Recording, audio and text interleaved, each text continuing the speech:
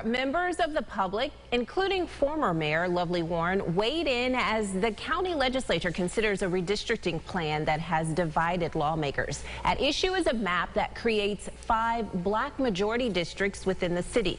Republicans are united in support of the map. However, Democrats in the 29-member legislature are divided. Christian Garzone reports. 20 speakers took to the microphone Wednesday evening, mostly in favor of creating 5 majority black districts in the county centered in the city. Councilmember Lachey Harris addressed those Democrat legislators opposed to the redistricting. You are jeopardizing our upcoming elections in this redistricting battle. However, some Wednesday argued the proposed lines are unconstitutional. This man addressed the Republicans who support this. Each day, you continue to pretend that a map like this can be enacted brings us closer to the point when we will have to wait for a court to decide the lines. The final speaker, former Mayor Lovely Warren, asked legislators, specifically the Democrats, what they're fighting against here.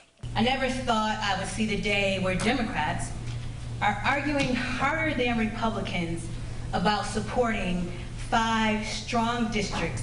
Warren said the Democrats opposed to this are spewing lies. She said black leaders of the past, like Assemblyman David Gant, are rolling over in their graves. So let me educate those of you that are more concerned about keeping your elected seats than representing your people. She says those opposed are part of the status quo, and that status quo, she says, only benefits them and allows the poor to continue to suffer. The map being proposed today is the best and most fair map to achieve the results that our next generation could be proud of. In Rochester, Christian Garzone, News 8.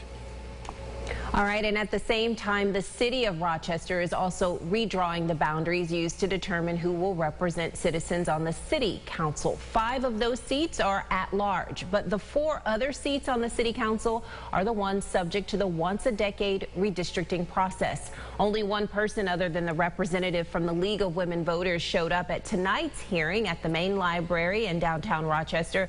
But all the city council members or their representatives were present. They say they want to hear from the public as they prepare to create a new map that must be approved by the end of this year.